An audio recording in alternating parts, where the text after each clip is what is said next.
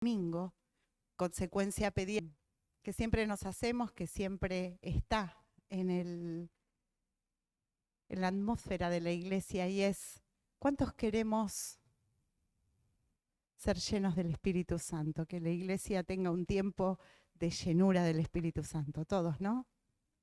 Todos. Todos ansiamos vivir un tiempo en la llenura del Espíritu Santo, como iglesia, como congregación, un tiempo nuevo. Y entonces, orando, le pedí al Señor discernimiento para poder orientar la palabra en esa perspectiva. Y el Señor me hablaba de su señorío, de su soberanía. Y entonces yo me preguntaba, bueno, pero no quiero hablar de la soberanía o del señorío, quiero hablar del Espíritu Santo y de la llenura y del mover. Y el Señor me decía: es imposible que hablemos de la llenura del Espíritu Santo si no hay soberanía, si no hay señorío en mis hijos, si no hay señorío en la iglesia. Por ende, la palabra de hoy está orientada hacia el señorío de Dios en nuestras vidas. Y como consecuencia, el domingo veremos el señorío de Dios en la iglesia. Vamos a abrir las Escrituras en el libro de Colosenses, capítulo 3.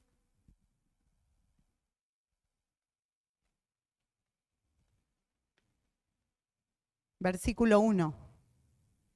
Si pues habéis resucitado con Cristo, buscad las cosas de arriba, donde está Cristo sentado a la diestra de Dios.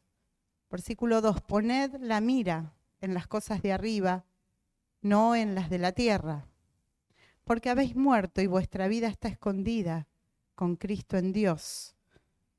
Cuando Cristo, vuestra vida, se manifieste, entonces vosotros también seréis manifestados con Él en gloria. En el versículo 1 habla: si resucitamos con Cristo, entonces debemos buscar las cosas de arriba. El primer paso que todo creyente da, y que hace muy poquito hemos vivido un tiempo de bautismos, es la entrega al Señor, la aceptación de Jesús como Salvador en sus vidas, e inmediatamente la decisión de identificarse con la muerte y la resurrección de Jesús a través del paso de obediencia en el bautismo. ¿Estamos de acuerdo? Todos fuimos bautizados, todos hemos muerto al pecado y hemos resucitado, ¿no?, con Cristo a esta nueva vida. Cuando nosotros tomamos esa decisión de aceptar a Jesús como Salvador, implica aceptar a Jesús como Señor de nuestras vidas. Y sucede que lo aceptamos como Salvador, pero como Señor cuesta un poquito más, porque queremos seguir siendo autónomos, queremos ser independentistas y queremos tomar nuestras decisiones y luego acudir a Dios. Y el plan de Dios para los que hemos muerto y resucitado a la nueva vida es morir a nuestra naturaleza y nacer a la nueva vida, donde ya no somos dueños y señores, donde ya el Señor Jesús es nuestro centro. Y resulta que todo funciona bien porque lo entendemos, pero las cosas no funcionan tan bien cuando las tenemos que aplicar. Y entonces yo me preguntaba, ¿por qué cuesta tanto ser llenos del Espíritu Santo? ¿Se puede estar a mitad? Porque habla de llenura, o sea, se debe poder estar a mitad, a un cuarto, a medio, a tres cuartos, ¿no? Y la realidad es que tenemos ejemplos infinitos en las Escrituras de que podemos vivir siendo cristianos y que Jesús no sea el Señor de nuestras vidas. Y esos son los cristianos inmaduros, los cristianos de la iglesia de Corinto, que tenían todo, pero la iglesia se extinguió, ¿sabían ustedes? No permaneció. Era una iglesia abundante, con dones, con todo. Desapareció. No tenía madurez. No tenía soberanía de Dios. Sabía cómo hacer las cosas. Tenía músicos seguramente de primera, profesionales del Evangelio. Pero no dejaba que su vida, que su congregación y que la obra sea dirigida por el Espíritu Santo. Y entonces encuentro en las cartas de Pablo que todos los consejos van hacia el mismo lugar. Haced morir lo terrenal en vosotros. Dejen la antigua manera de vivir. Pero hay gente que nació en el Evangelio y está en el Evangelio hace 30, 40 años y que dice, yo no tengo una antigua manera de vivir porque vivo correctamente, no hago nada ofensivo, nada malo, vengo a la iglesia, sirvo al Señor, pero eso no significa que Jesús sea Señor en tu vida. Eso significa un cuaderno prolijo. Eso significa un cristiano religioso, que hace las cosas bien. Pero cuando Jesús, cuando el Espíritu Santo es el Señor de tu vida, dirige. Escuché hace muy poquito a alguien que decía, yo voy con el Señor a todos lados. Voy haciendo y yo le digo, ay, sería más lindo que vos sigas al Señor y no que el Señor te siga a vos, ¿no? Que el Señor maneje y vos seas copiloto. No que vos manejes y cuando choques te des vuelta y digas, no me avisaste que iba a chocar. Mirá qué diferencia. Llevar al Señor a ir detrás de Él, de su ejemplo, de sus huellas. Vamos al libro de Isaías, capítulo 45, versículo 2. Yo iré delante de ti. ¿Encontraron? Isaías 45, 2. Yo iré delante de ti y enderezaré los lugares torcidos. Quebrantaré puertas de bronce y cerrojos de hierro haré pedazos. Versículo 3. Y te daré los tesoros escondidos y los secretos muy guardados, para que sepas que yo soy Jehová, el Dios de Israel, que te pongo nombre. Yo iré delante de ti. No vayas vos y me lleves a la rastra. Yo iré delante de ti. Y enderezaré lugares torcidos. Esta profecía fue escrita en un tiempo. Esto abre un paréntesis y lo explico para que entendamos el contexto y luego lo llevemos al plano espiritual. Fue escrita en tiempos de la cautividad del pueblo de Dios en Babilonia. Y fue escrita pensando en el rey Ciro. Todos conocen al rey Ciro de Persia. Y el Señor usó al rey Ciro como un elegido para liberar al pueblo de la esclavitud. Y el Señor da esta profecía que el pueblo de Israel entiende que es únicamente para este tiempo, pero que en el lenguaje espiritual aplica a nuestra liberación. Al salir de la cautividad del pecado, al salir de la cautividad de la antigua manera de vivir.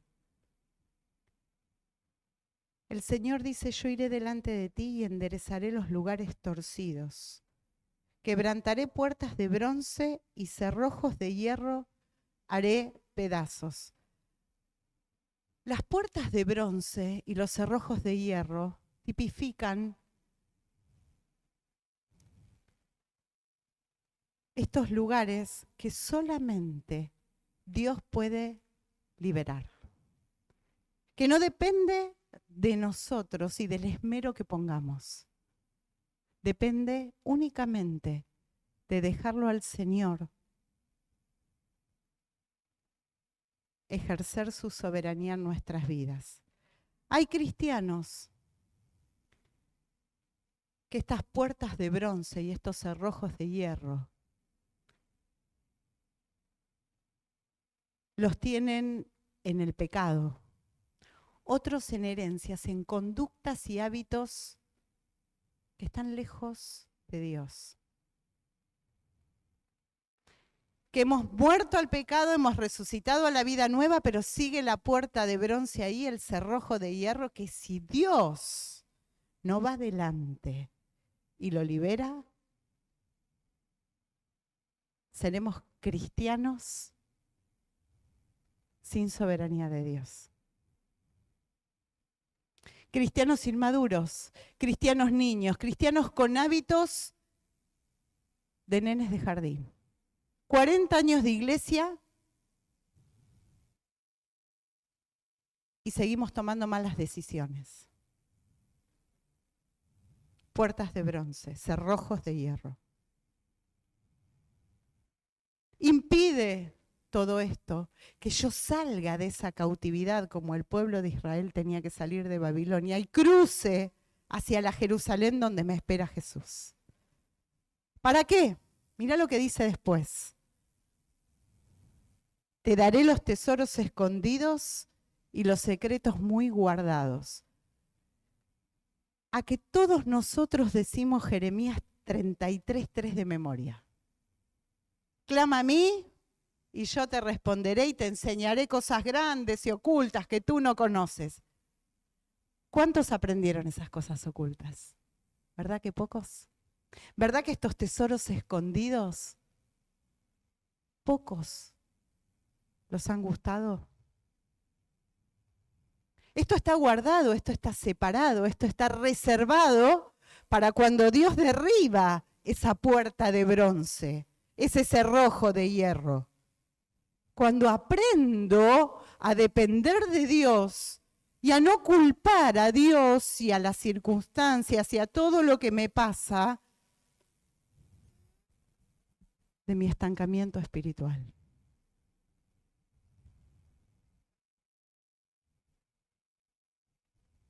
Hemos muerto y resucitado con Cristo. Hemos nacido de nuevo. Repetimos esos versículos, pero no conocemos esos tesoros escondidos y esas cosas ocultas que nos quiere revelar en la intimidad, en la madurez de nuestro espíritu. No, eso era para otros. No. Eso es para todos. Los que dejamos que Él vaya adelante rompiendo puertas y cerrojos. Muchas veces las puertas de bronce y los cerrojos de hierro los traemos por generaciones.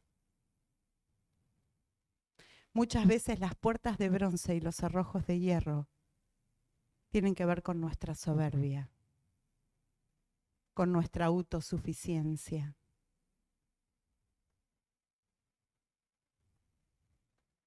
con creer que lo que hacemos está bien, y seguramente está bien, pero ¿quién dijo que le agrada a Dios?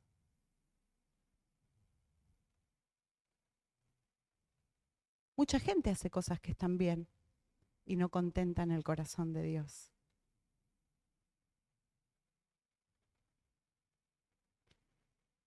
El llamado a vivir en la soberanía de Dios, en tener a Jesús, al Espíritu Santo como Señor de nuestra vida, que va adelante, exige, no pide, exige un reconocimiento y una urgencia de necesidad de menguar y que Él crezca.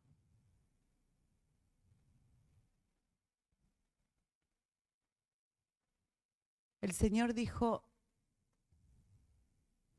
si el Hijo los libertare, seréis verdaderamente, ¿de qué? ¿De qué?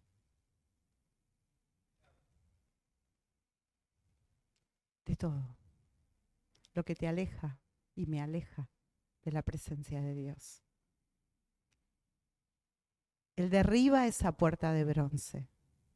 Y quizás utiliza, y por eso hice hincapié en Ciro y en esta profecía, porque el Señor se valió de alguien que no estaba en los planes, que quizás era una circunstancia que nadie se hubiese imaginado, un rey babilónico que libera al pueblo, usado por Dios para permitir que vuelva de su cautividad a darle culto a Dios. ¿Qué estamos diciendo? ¿Sabes cuántas veces Dios permite que esa circunstancia adversa sea la oportunidad para que dejes ejercer la soberanía de Dios en tu vida?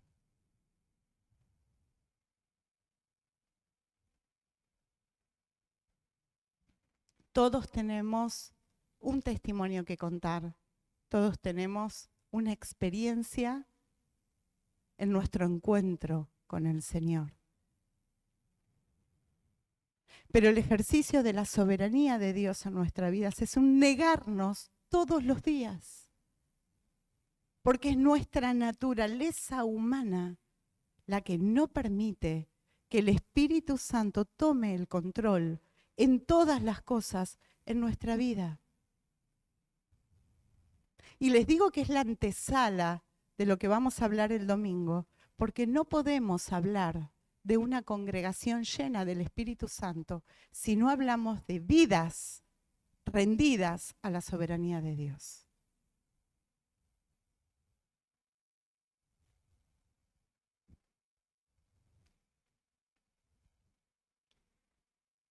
El otro día le dije a una hermana acá presente, estoy orando para que el Señor te dé un novio, para que tengas un hogar cristiano. No, me dijo la hermana. Ah, ¿querés seguir así, pecando? Mira.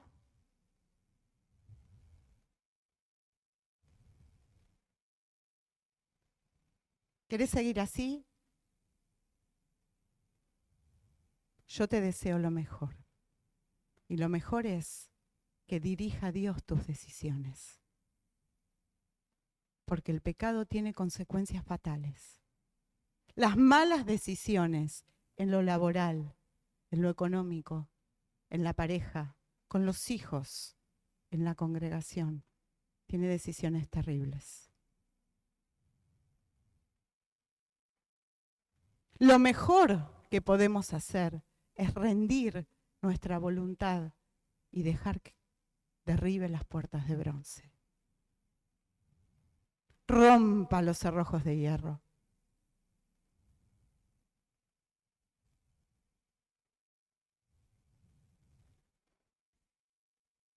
Para poder procurar una congregación llena de dones, de frutos, llena del Espíritu Santo, tenemos que empezar a revisar nuestra vida. Y decir, acá estoy viniendo. como Israel venía de Babilonia. Quiero llegar a conocer esos tesoros escondidos. Pero si el Señor no va adelante, derribando esas puertas, si todavía me desestabiliza un llamado por teléfono, si todavía me desestabiliza emocionalmente, espiritualmente, un problema familiar, una duda, todos podemos flaquear. Y ahí está el Señor y ahí está su Espíritu. Pero cuando el Señor es el centro y el soberano de nuestras vidas, nos rendimos. Nos rendimos.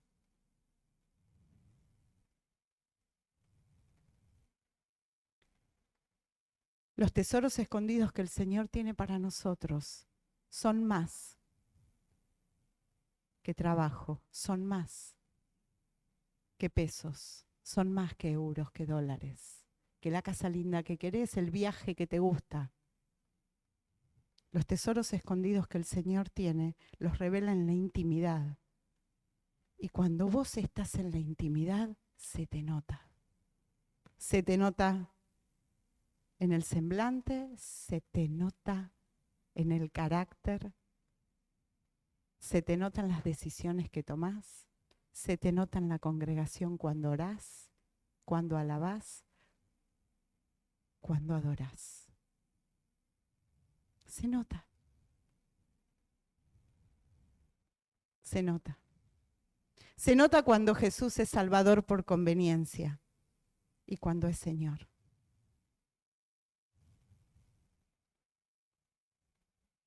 Yo quiero esos tesoros escondidos. Yo quiero decir Jeremías 33:3, pero lo quiero vivir, no lo quiero decir. El Señor es abundante y su presencia es abundante. Pero exige, anda de nuevo a Colosenses, donde fuimos al principio, Colosenses 3. Si pues habéis resucitado con Cristo, buscad las cosas de arriba, buscad. Versículo 2, poned la mira en las cosas de arriba. ¿Qué estás buscando? ¿Qué estás mirando? No, pero no hago nada malo. Está bien. Pero eso no contenta el corazón de Dios.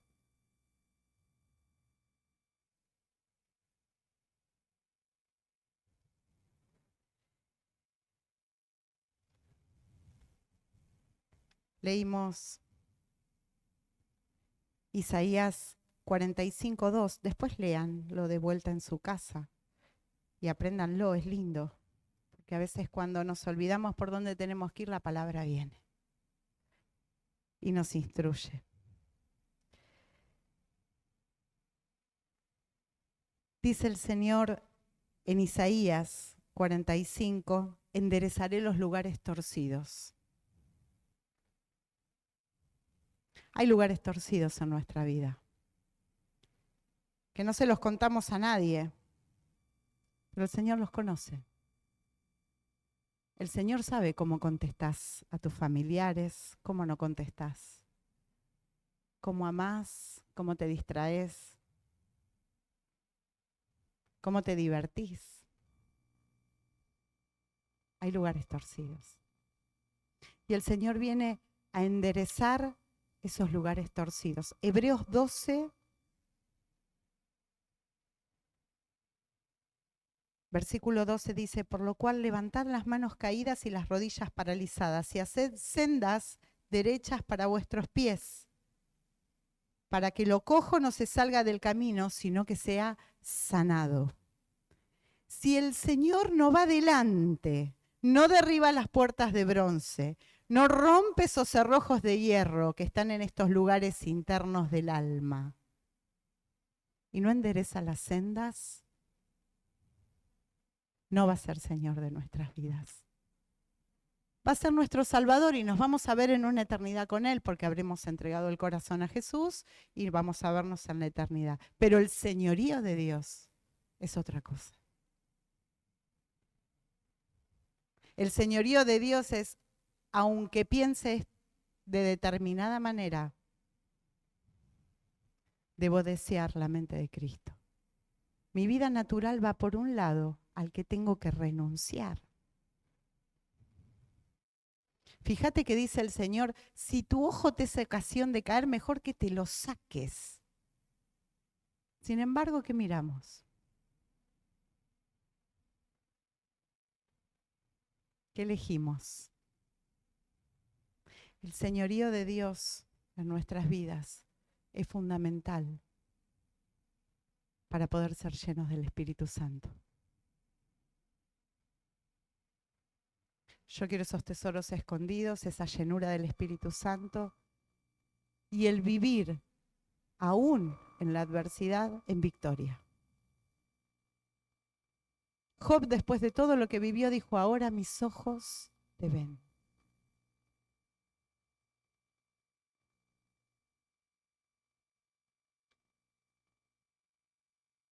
Para eso es necesario rendirnos. A la nada no, a la palabra de Dios. Si no conocemos la palabra de Dios, vamos a oír la voz de cualquier cosa menos del pastor. Él es nuestro pastor. Y Él habla por medio de la palabra. El Espíritu Santo tiene voz. Es esa. Que habla acá. Que te incomoda acá. Que te instruye acá. Que te revela acá. El Espíritu Santo habla. No entiendo una jota, bueno, vamos a aprender.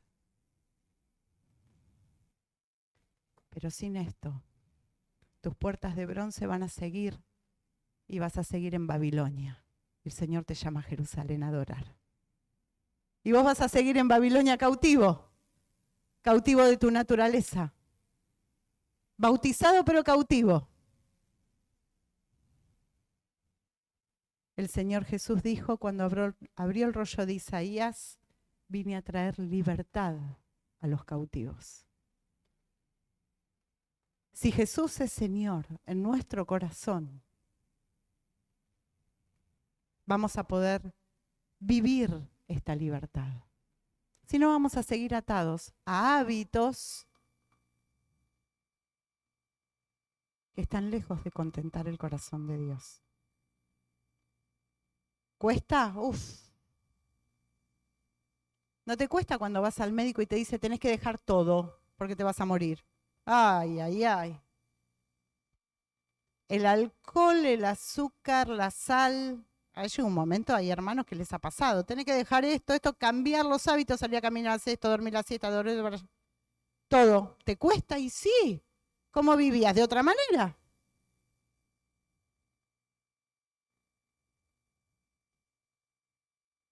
No, no, no tengo tiempo. No tengo tiempo, no puedo, no entiendo. Cuando leo, no puedo, no. Hasta que viene la urgencia. Y cuando la gente le da urgencia, cambia los hábitos de un momento a otro. Mirá, o miren. Yo tengo un testimonio. No me gusta hacer autorreferencia porque es solamente para mencionar algo que el Señor usó en mi vida cuando era muy chiquita. Quizás por eso tengo tanto apego a la escuela dominical. Porque lo que he vivido de chiquita en la iglesia ha fundado y ha fundamentado mi vida con solidez en muchas cosas. Cuando yo tenía 6 años, un poquito menos que nuestra Sofi, yo me entregué al Señor. Y las cosas estaban complicadas. Mi hermano en lo peor de su enfermedad, no era el que ven ahora. En lo peor de su enfermedad. Mi mamá desbordada. Mi papá alcohólico. Yo tenía 6 años. Y recuerdo que las personas que me hablaron del Señor en aquella iglesia me dijeron, orá, orá, que Dios te va a responder. No lo veo. 6 años. Me pasa de todo. ¿Qué querés? Que mi papá esté bien, que mi hermano esté bien, que mi mamá. Mente de niña. Orá. Y oraba por lo que parecía imposible. Y yo pensaba en mi mente de niña que si mi papá pisaba la iglesia y entraba, todo iba a cambiar. Porque en la mente de los niños todo es distinto. No entendía de procesos, de... Y oré 3 años. Todos los días. 3 años. Y mi papá un día, en una reunión de un domingo a la tarde, en la iglesia, que era el culto menos importante, porque el más importante era el de la mañana, el de la tarde no iba nadie. Ya habían ido a la mañana, a la tarde no iban de nuevo. Mi mamá tenía tanto fuego en el corazón que iba a todos los cultos, limpiaba la iglesia, preparaba la cena, hacía todo. Y en ese culto de domingo a la tarde, me doy vuelta y veo que entra mi papá. 9 años. Y dije, tenía razón. Me escuchó. Me escuchó. Desde los 6 años hasta los 9 años, mi oración tenía nombre y apellido. Y entró. Y entró. Y yo me di vuelta y dije, ya está, me sentía la hija del rey. Todos acá en la iglesia, todo va a cambiar. No fue así. Pero Dios me contestó lo que yo pedía.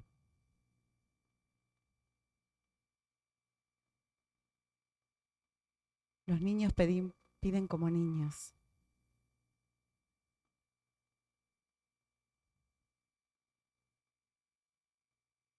La adversidad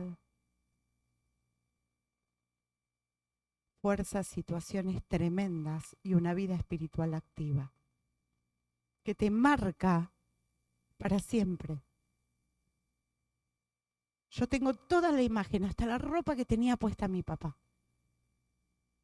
Porque era impensado. 3 años.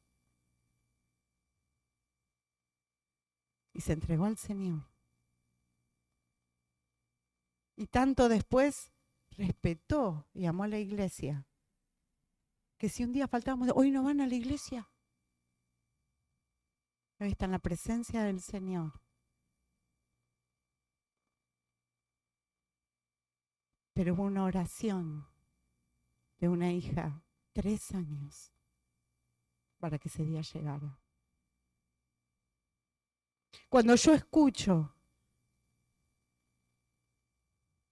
que la gente se queja de su familia, de sus padres, de sus hijos, transformar la queja en oración. Transformar la queja en clamor. Porque ahí están esos lugares escondidos que son revelados en la intimidad para los que reciben a Jesús como Señor.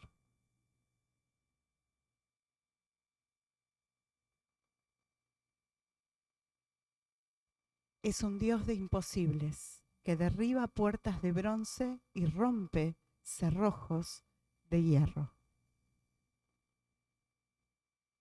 Si querés ser parte de una congregación avivada, llena del Espíritu Santo y madura, cuando vuelvas hoy a la noche a tu casa, hace un autoexamen y decí, Señor, tengo puertas de bronce que tienen que ser derribadas. Tengo cosas que rendir, tengo cosas que entregar. Me encanta que seas el copiloto, pero Dios no quiere ser tu copiloto. Dios quiere ir al volante y que vos estés al costado. Cerramos los ojos y decimos, Padre, Endereza estas sendas torcidas. Toma el control de nuestro interior, de nuestra vida, de nuestra mente, de nuestras emociones que nos enferman el cuerpo y el alma, que nos alejan de tu voluntad y tu propósito. Señor, derriba estas puertas de bronce, rompe estos cerrojos de hierro y revélanos los tesoros escondidos. En el nombre de Jesús. Amén y amén.